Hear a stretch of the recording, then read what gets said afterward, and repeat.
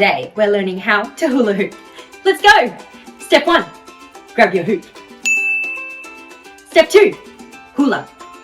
Hula la, hula la, hula la la la. I think I'm missing something. Let's start again. Step 1, grab your hoop.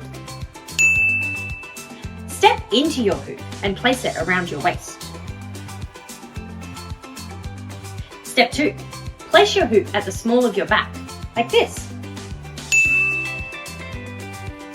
Step 3, begin to spin the hoop in the direction that feels most natural to you. While that's happening, rock your hips back and forth to help the momentum of the spinning. Let's try it out. Look at that! We're hula hooping! Now, the hula hoop might fall down, but that's okay. Just pick it up and try it again.